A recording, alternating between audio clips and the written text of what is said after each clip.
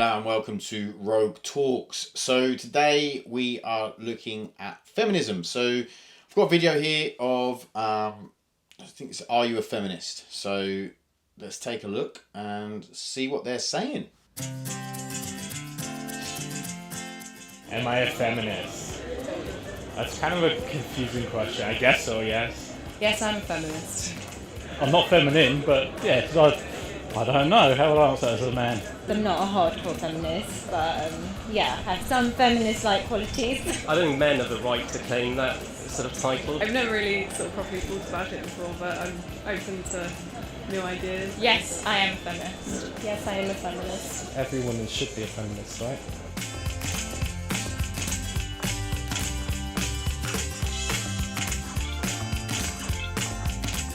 You're alright for a girl, as opposed to just you're alright. That's not acceptable. The idea that my gender has something to do with my performance is just completely misguided. I mean, that just immediately presupposes that girls are less good than presumably men, boys. You're okay, but only for a girl. As a guy, you'd be rubbish. That's not a very nice thing to say to anybody. So you're alright for a girl. You throw like a girl. I suppose it really depends on what we're talking about, because I mean, saying you're all right for a girl sounds a little bit demeaning anyway, saying you're all right, which is why I think they used that sentence. But saying, oh, you're really good for a girl, I don't think that's, I mean, let's say you're all playing football. Men generally, in the general population, are better than women at football. I think we can all go with that, because more men play it. And that generally is what happens. And I remember when I was in primary school, about 7 or 8, and I thought I was pretty good at football. And there was a girl a couple of years above me called Gemma Steggles. Hi Gemma, if you're watching. And she was a brilliant football player. Really good. She was really good for a girl. She was good for a boy as well. Like, she was as good as I'd say most of the boys.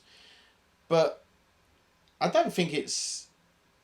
You throw like a girl. I mean, it is demeaning. There's a lot of demeaning things that people can put as a girl, and I understand how that would then make girls feel bad. I do understand that. Because then it's always looked as like you're the lower.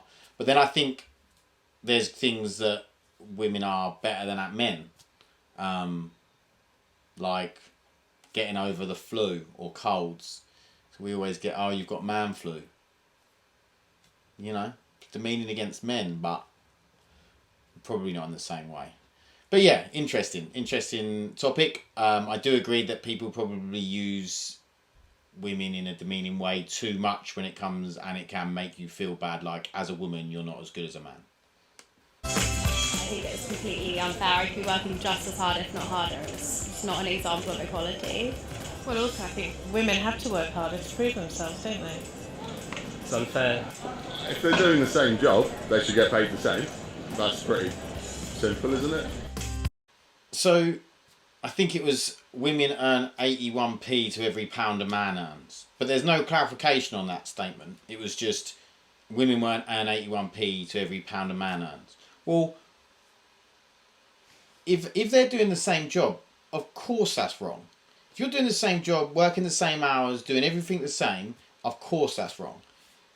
If one of you is, I don't know, a hairdresser, and the other one is a CEO of a multi-billion-dollar company, you're probably going to have a bit of pay difference.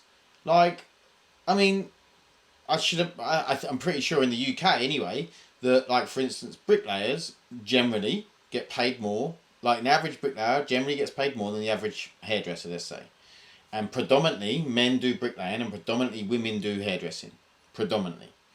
So if you were to then average out all of those jobs over males and females, what they do, then if these men are in these higher paid jobs because, I don't know, maybe they're outside, they're not in great conditions and women don't really want to do them, for whatever reason women aren't interested in them, you know, then yeah, men are probably gonna overall be paid, on average, more than women.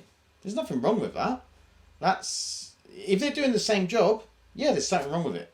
But not if they're doing two completely different jobs. You get paid for the value, don't you? Countries it's illegal for women to own a credit card. I don't even know what to say. Is it? Oh my god. I just beggars belief.